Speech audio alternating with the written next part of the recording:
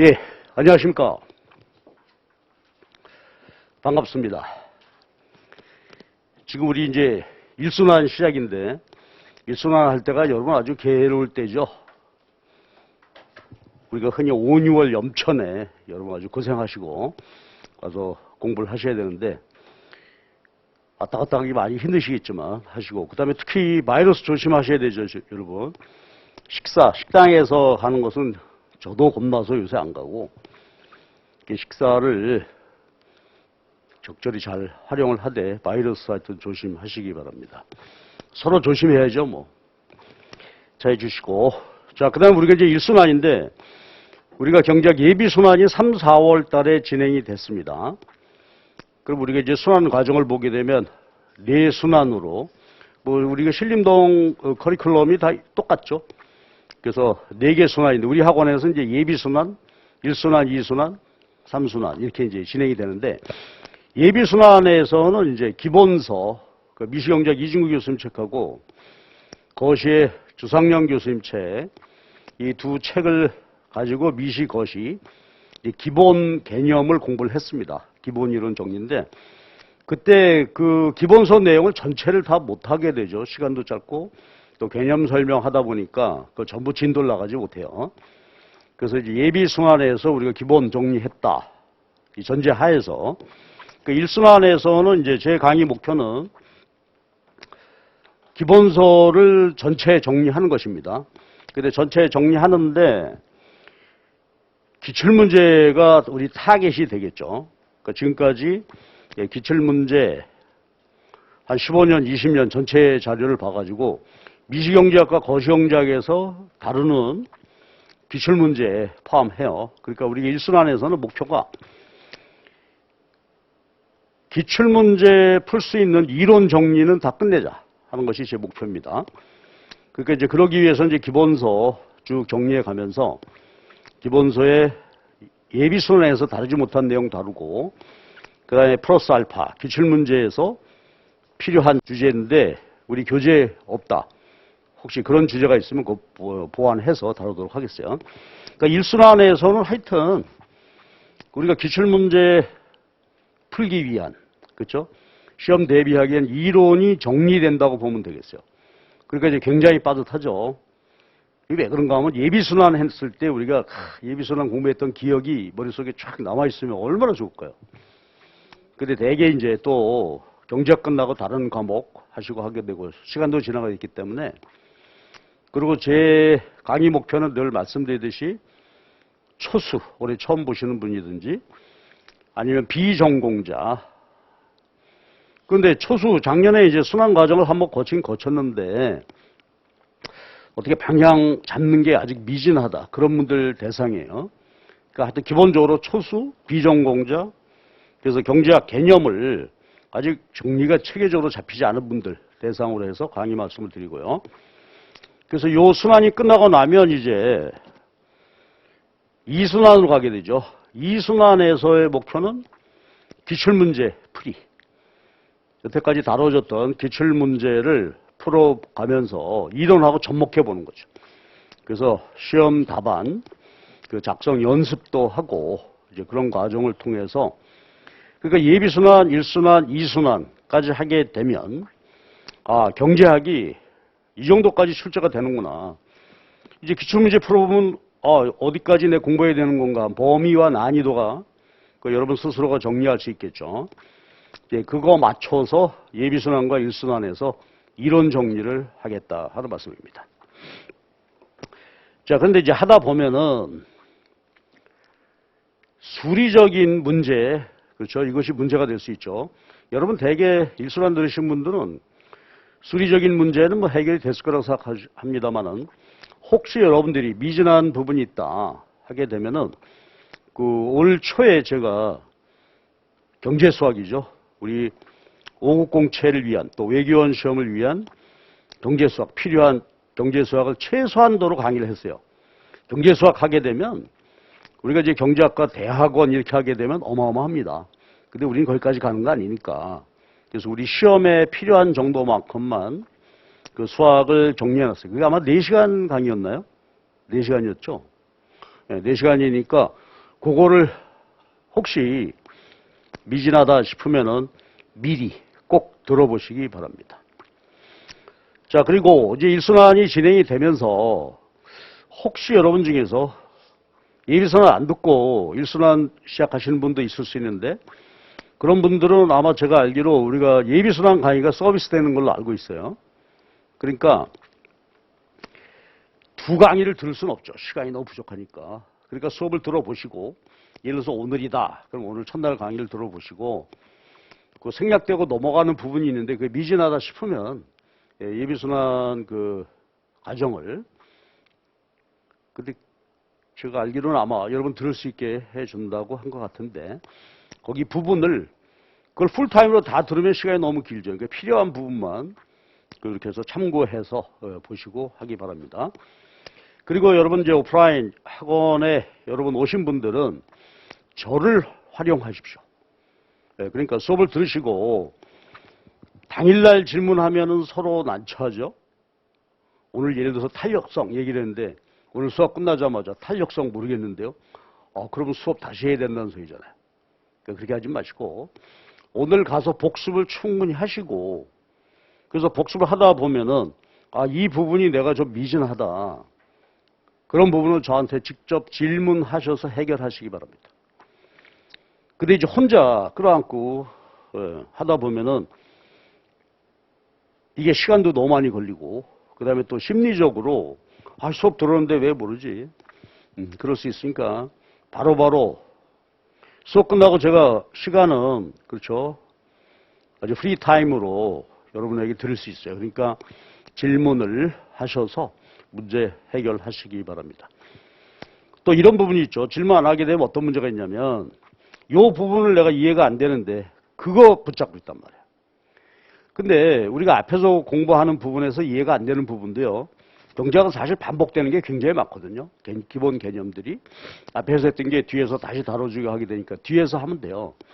그러니까 그거에 발목 잡혀서 진도를 놓치고 거기에만 꽂혀 있는 분들이 있어요. 근데 이제 아주 치밀하게, 정밀하게, 성격적으로 저도 좀 그런 편인데 뭔가 해도 해결이 안 되면 그 다음 페이지가 넘어가지 않아. 그게 이제 저처럼 시간 가지고 혼자 공부하는 사람은 좋은데 수험생은 그렇게 하게 되면 굉장히 지칩니다. 그리고 진도를 놓치게 되고 그래서 그런 부분이 있으면 저한테 온라인 들으시는 분들은 쉽지 않지만 여러분들 그래도 오셨으니까 강사를 활용하시기 바랍니다. 질문해서 해결하면 돼요. 그리고 질문 답변 하다 보면은 좋은 여러 가지 대안이 생길 수 있으니까 저를 적극적으로 활용하시기 바랍니다. 자, 그리고 기본서는 이제 우리 미시의 이중우 교수님이고 그것이 주상영 교수님 책이에요. 근데 주상영 교수님 책이 아쉬운 점이 있죠. 책이 참 좋은데 오래됐어요. 출간된 지가.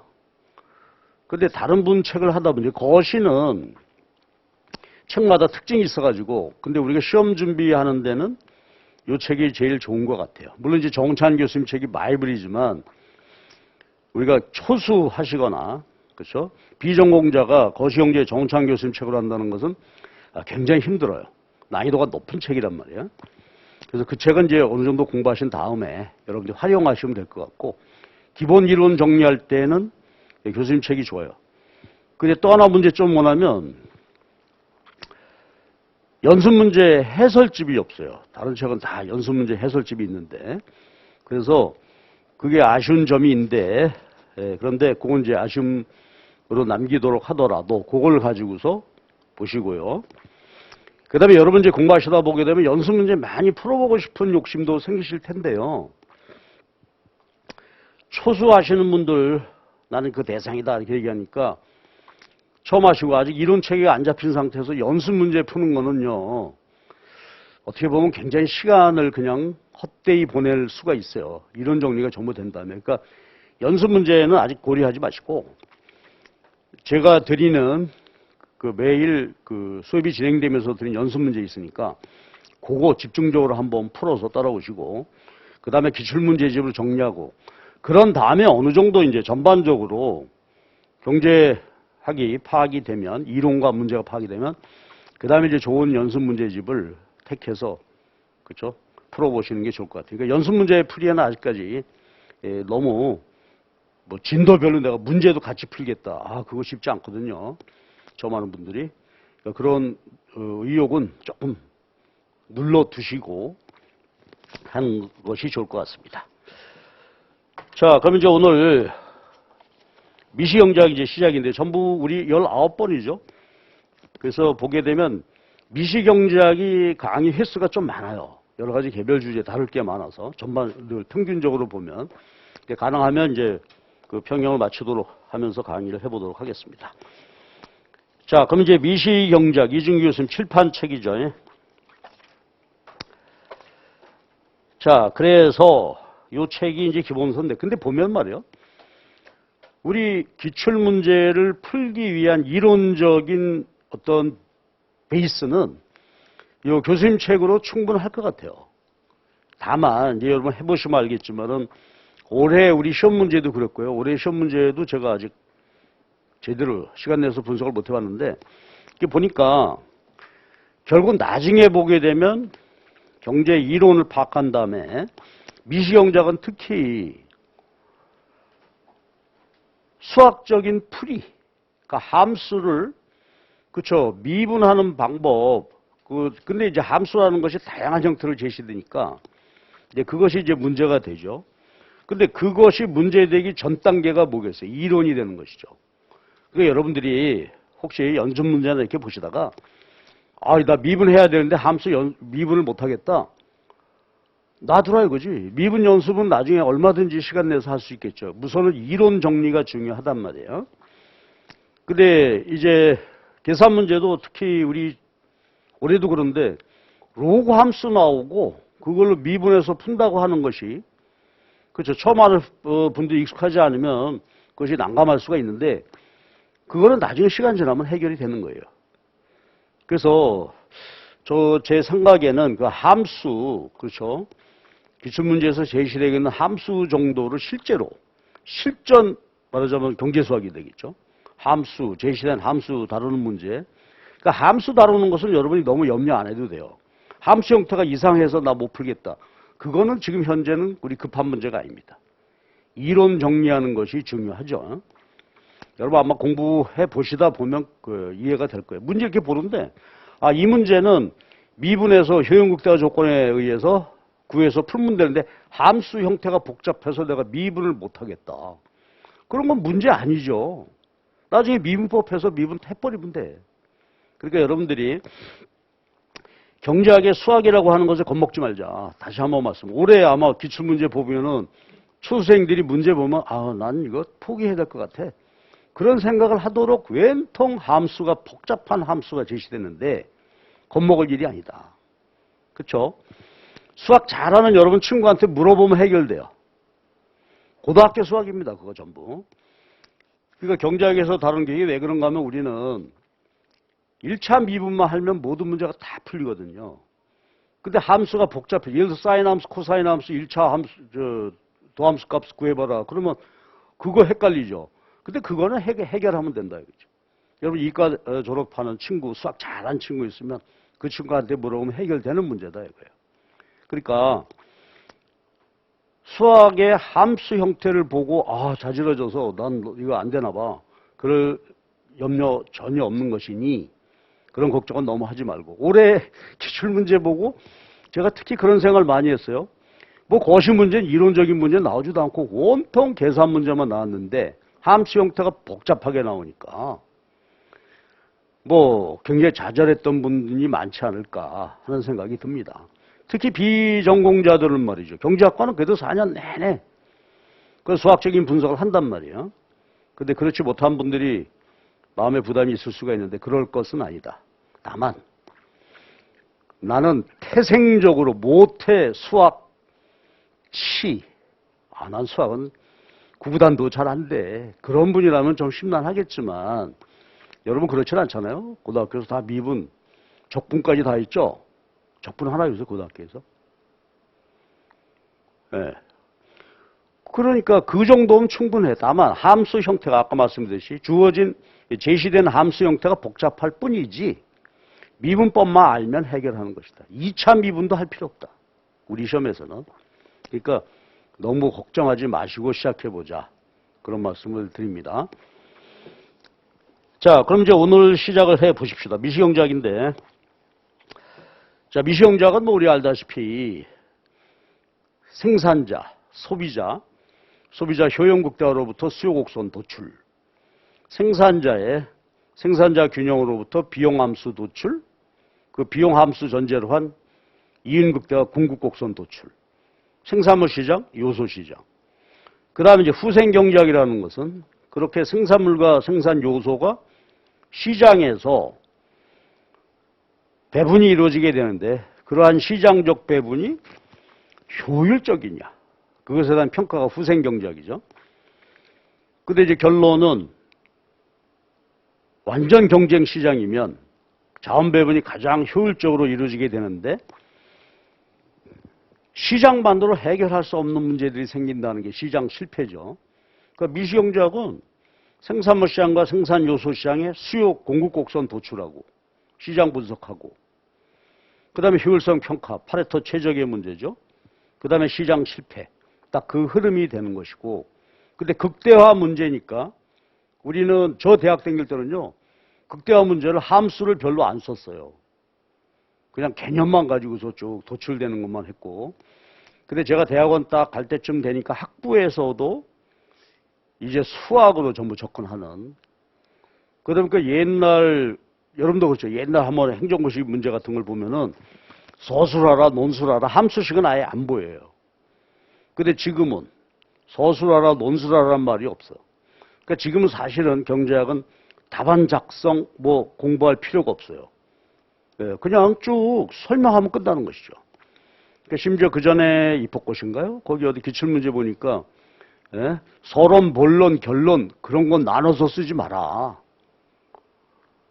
어떻게 보면 그것도 좀 심한 옵션입니다. 그렇죠. 어떤 문제를 하는데 서론, 이 문제 풀겠다. 그런 식으로 하지 말고 그냥 이 모형 자체에 대해서 풀어라. 그런 얘기가 되어진단 말이에요. 그러니까 답안 작성하는 것을 너무 염려할 것도 없어요. 경제학은 분량 필요 없습니다. 그림 적절히 그리고 함수식으로 표현해가지고 결론 쭉쭉쭉 써나가면 되니까. 자, 그래서 그런 측면이 있죠. 그래서 이제 미시경제학 시작을 할 때 그 체계가 그거다. 그 다음에 거시경제학 가게 되면 뭘까요? 거시경제학은 한마디로 국민소득 결정 이론입니다. 물가, 국민소득, 실업. 그 다음에 이제 국제경제학 가게 되면 무역론하고 국제수지론인데 국제수지론은 거시경제학에 포함돼서 개방거시라고 보면 되고 그러니까 국제경제학에서 우리 경제학 시험 볼 때 무역론 하나가 이제 별도로 존재한다고 보면 되는데 그러니까 이제 외교원 준비하시는 분이나 우리 오국공채 하시는 분들이 국제경제학을 그 전에 그냥 간단하게 하면 되는데 요새 그 조금 수준이 높아졌죠. 그래서 국제경제학은 따로 그 범위도 많고 분량도 많고 하기 때문에 이제 그 순환을 국제경제학 순환 과정을 따로 떼서 이렇게 이제 진행을 하고 있죠. 그래서 우리 경제학 강의에서는 미시, 거시에 있어서는 주로 이제 국제 수지까지 포함한 개방 거시 경제 문제. 국제 무역론은 마지막에 시간이 되면 간단하게 보든지 시간 안 되면 그거 스킵하도록 할게요. 국제 경제학 순환 과정이 따로 진행이 되고 있으니까 그렇게 보시면 될 것 같습니다. 자, 오늘 이제 미시경제학은요 유인물 중심으로 갑시다. 이 유인물은 이제 이중우 교수님 책의 기본적인 내용을 요약 정리해 놓고요. 아까 얘기했던 대로 이제 필요한 부분이 있으면 플러스 알파 이렇게 제시되는 건데 자 오늘 첫 시간 1장은 여러분들이 한번 쭉 읽어주시죠. 그 1장은 경제학의 개념 뭐 이런 이야기인데 그 1장에서 얘기는 이제 경제학에서 기본적인 분석 접근 방법이 이거죠. 근데 우리가 말하는 경제학은 지금 우파 경제학입니다. 신고전학파 경제학, 모든 문제 시장에서 해결된다. 그러니까 이제 어떻게 돼요? 심지어 이 우파, 신고전학파 경제학에서는 이데올로기 시장이란 말도 쓰죠. 이데올로기 시장이. 내년도 대통령 선거인데 좌파 대통령, 우파 대통령, 수요 공급으로 푼다 이거예요. 그렇죠. 수요자가 그러니까 좌파 대통령, 나는 좌파라는 게 무슨 마크시스트가 아니잖아요, 지금은. 정부 역할 중요시하고 분배 문제를 중요시하는 그런 나는 시책을 5년간 하겠다. 나는 정부 개입보다는 시장에서 하겠다. 이데올로기 딱 제시하게 되면 수요자가 어느 쪽이 맞느냐. 그렇죠. 국민이 진보적 수요가 많으면 진보 대통령이 될 거고 보수적 수요가 많으면 보수적인 대통령이 되는 거죠. 그 투표까지도 수요 공급이고요. 이데올로기 시장입니다. 그 심지어 요새 유튜브 많이 하잖아요. 유튜버들이 좌파 유튜버, 우파 유튜버인데 구독자가 몇 명이냐. 심지어는 이데올로기까지도 수요 공급으로 보는 것이죠. 그래서 미시경제가 이제 그 얘기인데, 그럼 우리 신고자파 경제학에서 미시경제학, 개별 주체들, 시장, 개별 시장 분석인데, 여기서의 개념은 여러분 쭉 한번 읽어보시는데, 첫 번째가 모든 경제 주체들은 다 합리적이라는 걸 전제로 하고 있죠. 합리적 경제 주체라는 게 전제가 돼 있어요. 들쭉날쭉. 근데 사실 그렇긴 하나요? 우리가 다 생산 소비할 때 합리적으로 해요. 여러분 공부하실 때 합리적으로 공부합니까? 주어진 시간을 효용 극대화하도록 안 한단 말이야. 그러니까 이중구 교수님 책 쓴 게 미시경제학 다 해놓으시고 이중구 교수님이 최초는 아니겠지만 하여튼 본격적으로 도입하신 게 행태경제학이죠. 인간이 그렇게 합리적이지 않아.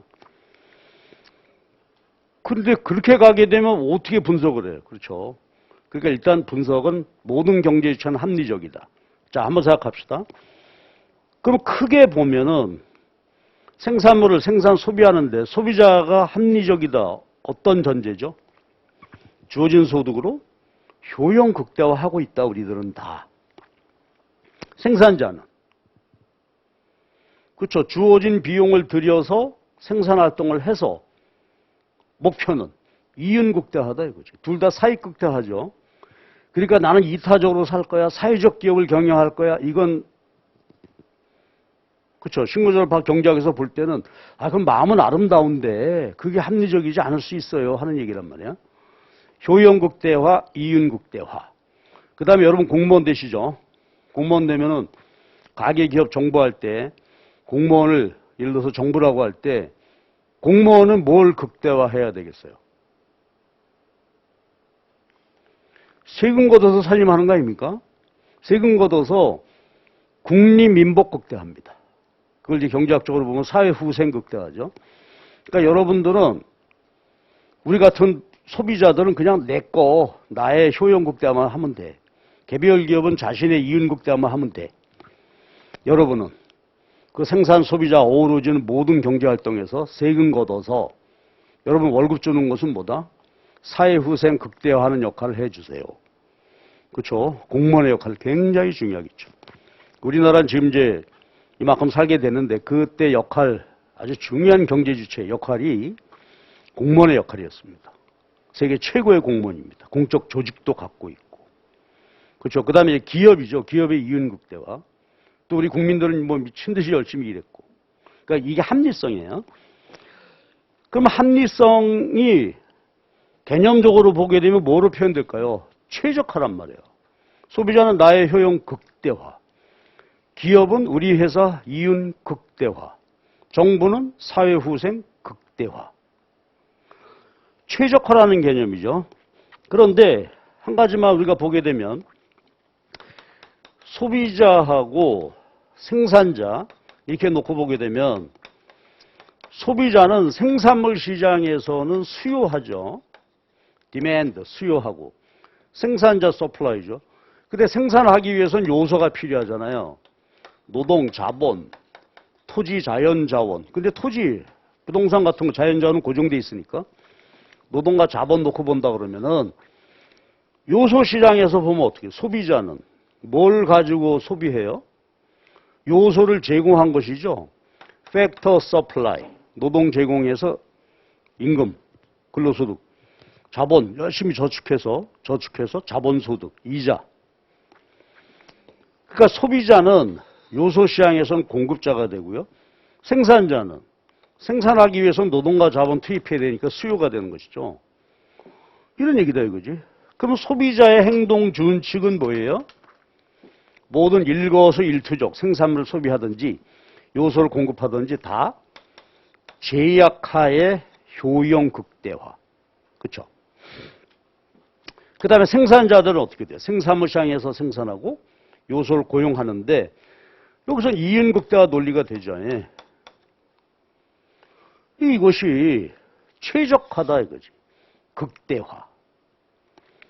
그랬을 때 아까 미분 얘기 간단히 했었는데 경제학 합리적이다? 최적화하는 것이 합리적이다? 최적화는 어떻게 이루어질 때? 뭔가 극대화되거나 극소화되는 것 아니겠어요? 비용은 최소화하고 효용은 극대화하고 이윤 극대화.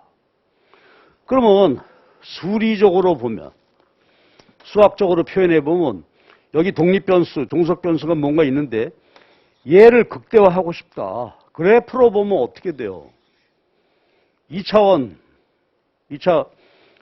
공간이라 그러면 극대화, 최적화되는 점은 비용이 최소가 되든지 효용이 극대화되든지 아니면 이윤이 극대화되든지 그리고 극대화되는 점 특히 미시경제학에서 극대화, 최적화 분석해야 되는데 그러니까 수학적으로 어떻게 되는 거예요? 1차 미분을 할 줄 알아야 된다. 왜? 극대 극소점 접선의 기울기는 이게 어떤 토탈이라고 할 때 토탈 미분한 거죠. 마지널. 이게 어떻게 돼야 돼? 제로가 되는 점에서 극대가 되거나 극소되잖아요. 그 경제학에서 관심사는 모조리다. 최적화다. 그럼 최적 조건은 뭐냐? 뭔가 우리가 최적화하고자 하는 어떤 변수, 접선의 기울기, 미분값이 제로가 되는 거다 이거지. 그러니까 미분을 해야 돼. 근데 아까 말씀드렸듯이 우리가 미분하고자 하는 함수가 복잡할 뿐이에요. 그렇죠. 기본 개념은 우리 미시경제학 다 한 거나 마찬가지죠. 그렇잖아요. 함수만 복잡할 뿐이다 이렇게 보면 되고 또 하나 이제 문제는 뭐죠? 3차원 공간이다. x, y를 소비해서 효용이다. 아니면 노동과 자본을 투입해서 뭔가 x제를 생산한다 했을 때 3차원 공간이니까 3차원 공간은 어떻게 되죠? 관악산 생각하면 되죠. 경도, 위도. 지금 요 학원에서 출발했을 때 경도, 위도 어느 방향으로 갔을 때 제일 꼭대기냐. 그것도 역시 어떻게 돼요? 제일 꼭대기에 접선의 기울기 구해보면 제로죠. 그것도. 그러니까 변수가 세 가지 변수일 때, 2변수일 때 미분값 제로, 세 변수일 때도 미분값 제로예요. 네 변수면 어떻게 될까? 그것도 마찬가지예요. 그것도. 근데 그거는 이제 그림으로 보여줄 수가 없잖아요. 이제 수리적으로 가서 분석을 하는 것이고. 근데 경제학은 절대로 어떻게 돼요? 네 변수 가지 않는다. X, Y 효용, 노동과 자본 생산량, 세 변수까지만 하는 것이니까. 그러니까 이거 하나만 하고 들어가죠. 최적화하고자 하는데 우리 모두는 최적화하고 싶으면 어떻게 하라고? 최적화하고 싶은 그 변수를 그림 그렸을 때 제일 높거나 제일 낮은 데니까 무조건 미분하면 돼. 미분값이 제로가 되는 점이 극대화점이다 이거죠. 최적화를 이루는 점이다 이거예요. 그렇죠? 그래서 이제 수학하고 경제 이론과의 관계가 그렇게 된다. 1차 미분하는 것은 접선의 기울기 제로 찾는 것이다. 근데 접선의 기울기를 하기 위해서는 함수가 주어졌을 때 미분법을 알아야 되잖아요. 그거 별것도 아니다 이거지. 그 미분법만 공부하면 되죠. 자, 그거고. 자, 그 다음에 이제 균형이란 말이죠. 소비자가 효용 극대화한 상태, 생산자가 이윤 극대화한 상태, 그게 균형이죠. 소비자 균형, 생산자 균형. 그럼 소비자하고 생산자가 만나는 데가 어디예요? 시장에서 만나죠? 우리가 피자 한 판 사서 먹으려고 해도 친구랑 우리는 소비자고 피자 생산자고 나는 효용 극대화하고 쟤는 이윤 극대화하고 만나서 거래가 이루어지는 게 시장이란 말이에요. 만남의 장소예요.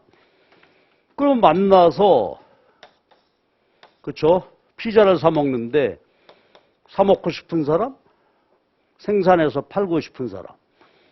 근데 이들은 이윤 극대화하고 이들은 효용 극대화잖아요.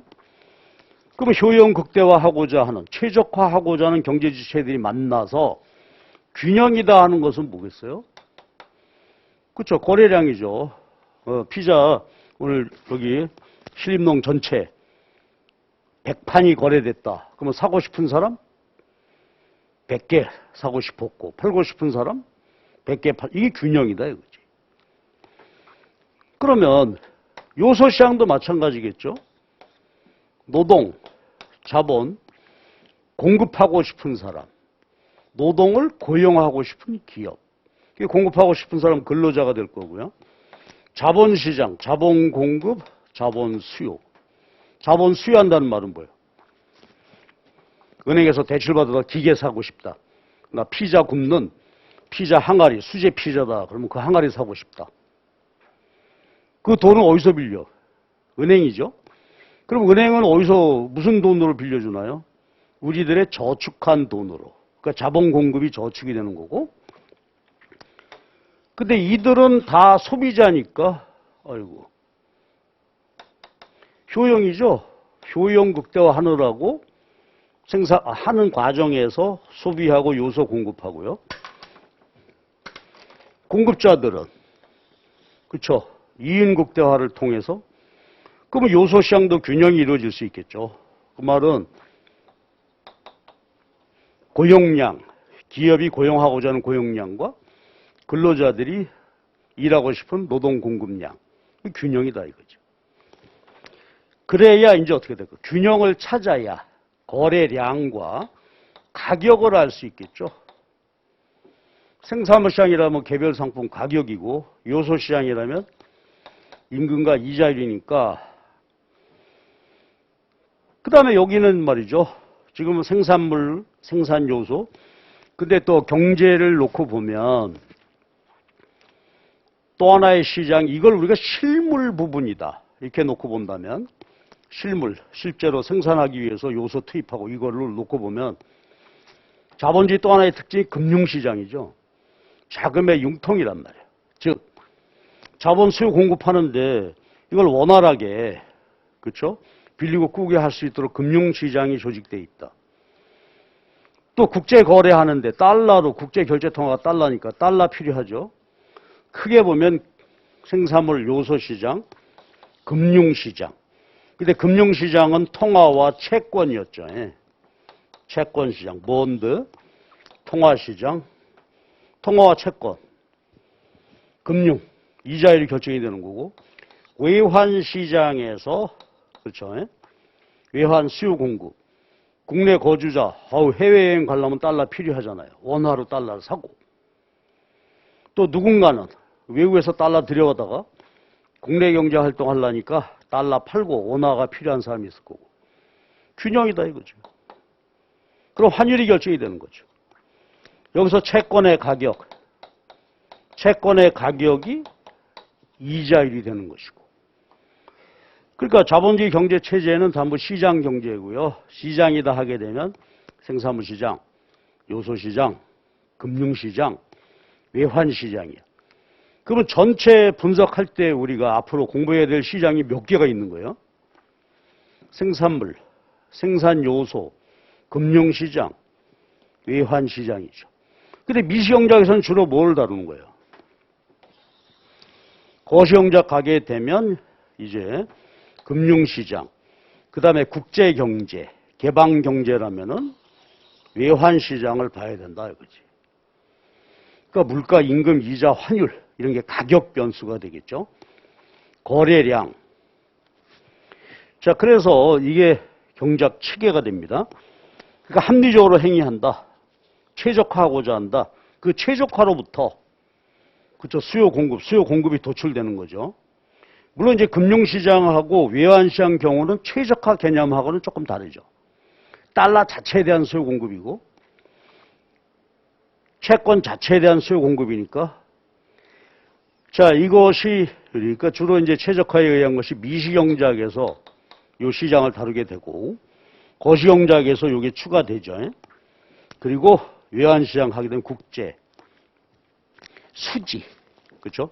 개방 거시경제 분석이 되는 것이다 이거죠. 하나만 더 해볼까요? 그럼 거시경제학에서 단순 모형은 그럼 뭐죠? 거시경제학에서 단순 모형은 수요 측면만 보는 거죠. 생산물 시장에서 얼마만큼의 수요냐. ISLM은 생산물 시장, 금융 시장, 이자율 합쳐서 보는 것이죠. 총수요, 총공급 모형은 노동시장, 자본시장, 노동시장까지 고려해서 공급 측면 보는 것이죠. 그럼 ISLM BP는 생산물 시장, 통화시장, 외환시장 이거 묶어서 보는 거, 거시적으로 보면. 자, 그런 논리 체계, 경제학적으로 규성이 되는 것이죠. 그래서 이제 최적화, 합리성, 시장의 균형, 자본주의 모든 문제는 시장 균형에 의해서 이루어지게 되는 거예요. 그럼 여기서 한 가지만 생각해 본다면 국내적으로뿐만 아니라 국제적으로도 어때요? 국제경제도. 지금은 자본주의 옛날처럼 말이죠. 봉건체제처럼 말이죠. 뭐 징기스칸이 쳐들어가가지고서 여기 속국을 만들었네. 그런 게 아니라 모두 다 어떻게 돼요? 시장 거래한단 말이에요. 국경 없잖아요. 그러니까 전 세계 생산물 시장, 그래서 핸드폰 가격 결정이 될 거고, 전 세계 금융시장을 통해서 세계 이자율이 결정이 될 거고. 그렇잖아요? 다 마찬가지다 이거지. 그러니까 세계 글로벌 스탠다드, 글로벌 이코노미 관점에서 보더라도 어때요? 이게 돌아가는 메커니즘이다 이거지. 그러니까 세계 경제를 정확히 이해하기 위해서는 국내에 이루어지는 이것이 기본 메커니즘이 되고 결국은 시그마가 되는 거겠죠. 모든 개별 국가의 경제 합리적으로 결정이 되는 것이 그러니까 우리가 글로벌 스탠다드다. 그러면 어떻게 되는 거예요? 나라마다 보호무역하고 뭐 규제하고 중국처럼 우리 물건 안 사면 너 하지 마. 그게 아니라 모든 게 그대로 시장에다 자율적으로 전 세계 인민들이 수요, 그렇죠? 회원국대하고 이윤국대 그게 가자는 것이 WTO 체제, 그렇죠? 그것이 이제 우리 이상이 되는 거죠. 자본 자유화는 다 이루어졌고. 그러니까 세계 경제 돌아가는 메커니즘이 완벽히 다 뭐예요? 시장 이론이다 이거죠. 자, 이런 관점에서 얘기 뭐 간단하게 말씀드렸고요. 하나만 더 해보면 거기 맨 밑에 균형이 이루어져요. 모든 시장이 다 균형인데 기본적으로 어느 시장이든지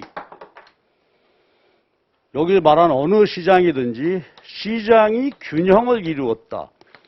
이퀄리브리엄, 균형이다. 그럼 균형 개념은 뭐죠? 각 시장의 수요량과 공급량이 같아. 원하는 만큼 사고 팔고 해.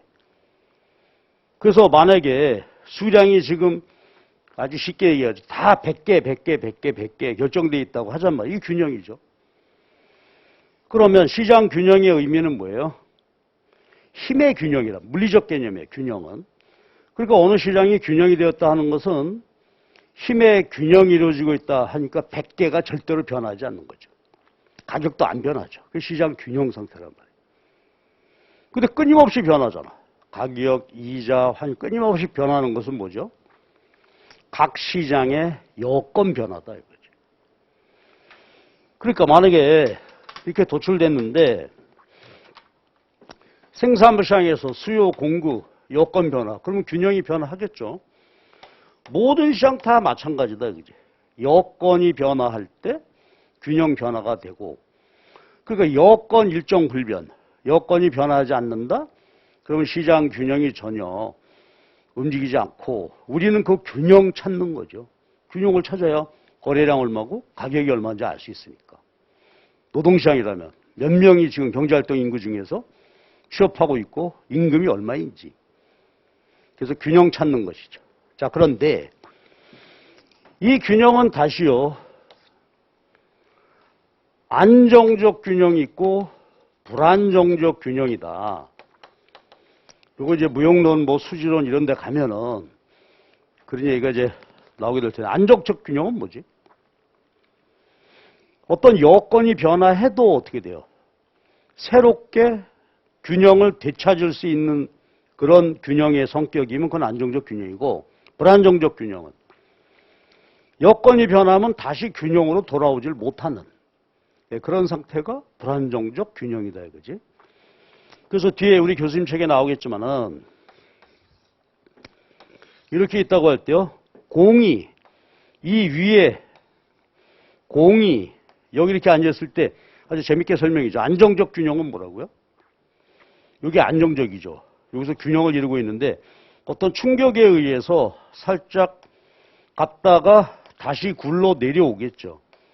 다시 균형을 회복할 수 있는 것을 안정적 균형이라고 하고, 불안정적 균형은 여기 지금 움직이지 않고 가만히 있어. 근데 약간의 충격을 주면 얘는 굴러 내려버리죠. 그러니까 여기 불안정적 균형이다 이런 얘기죠.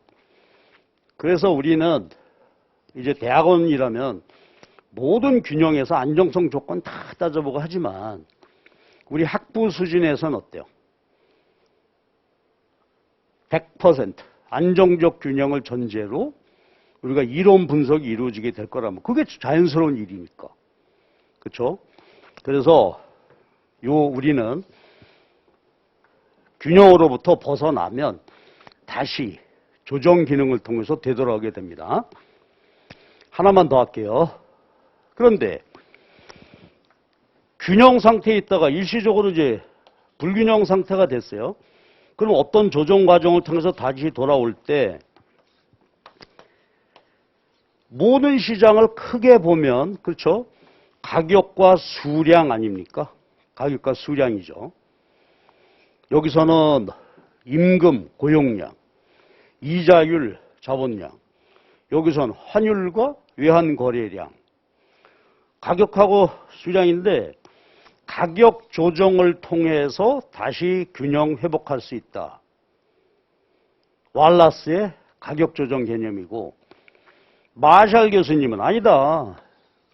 시장이 어떻게 가격이 조정이 되냐? 수량 조정에 의해서 균형을 찾게 되는 것이지. 이런 개념이 있단 말이에요. 이제 오늘 다 뒤에서 말씀드릴게요. 그러니까 가격에 의해서 모든 시장이 불균형이 생겼을 때 조정이 된다. 안정적 균형 개념이라면. 그러니까 이렇게 움직였을 때 가격이 움직여서, 그러니까 생산물 시장이라면 가격, 이자, 임금, 환율 이런 것들의 신축적 조정을 통해서 다시 균형을 회복할 수 있다. 이게 왈라스 개념이다 이거예요. 왈라스란 경제학자가 자본주의는 가만 보니까 시장 경제 체계인데 불균형이 되었다 하더라도 어때요? 가격 조정, 신축적 가격 조정에 의해서 다시 균형이 회복이 된다 하는 얘기고, 마샬 교수님은 아니다.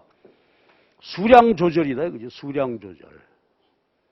이건 뒤에서 얘기할게요. 그래서 크게 이제 두 가지 조정 개념이 있는데, 근데 우리는 거의 100%다 뭐요? 모든 시장을 다 가격 조정으로 설명을 한다. 그렇지?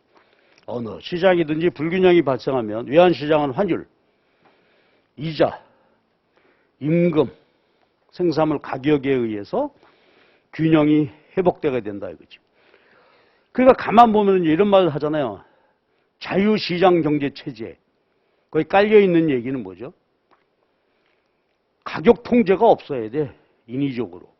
모든 시장에서 가격 신축적 조정이 된다. 그게 우리가 많이 들어보는 게 노동시장 유연성이라는 말이죠.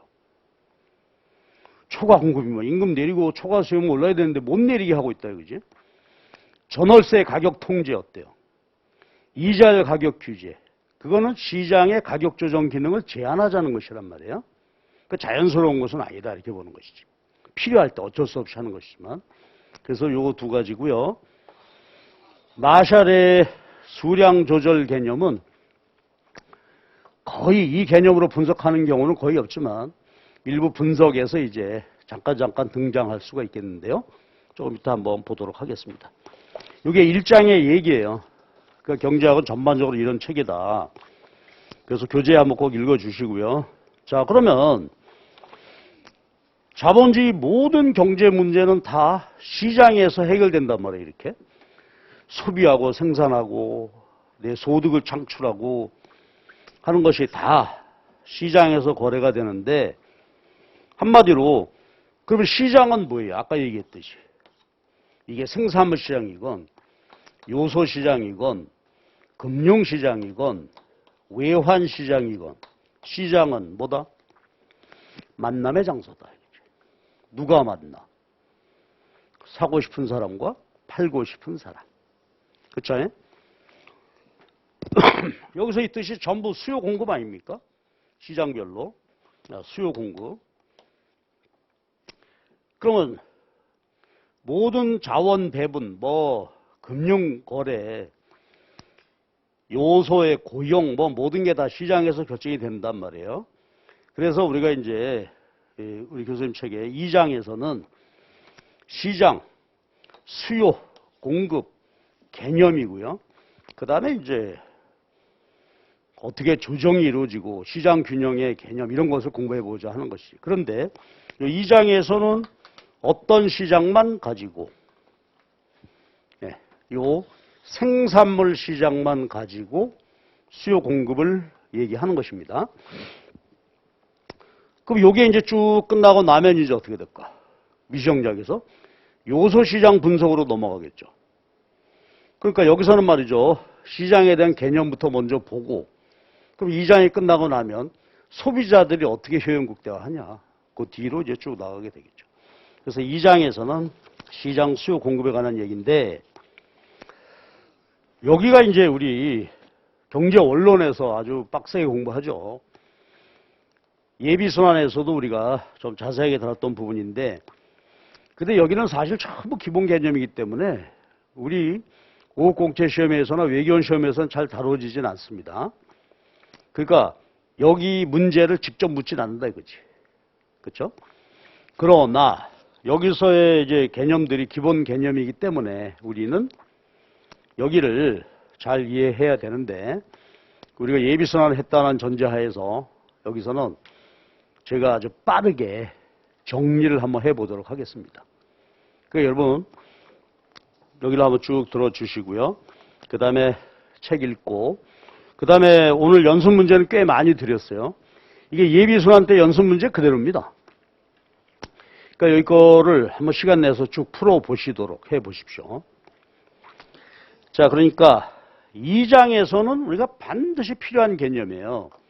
그러니까 경제학에서 앞으로 분석하고자 하는 개념들, 기본 개념들이 여기서 다뤄지게 되니까 여기는 한번 빠르게 쭉 정리를 해보고요. 혹시 여기에서 다루는 주제가 미진하다 싶으면 아까 얘기했던 대로 예비순환 그 과정을 좀 참조하셔도 좋다 하는 말씀이고요.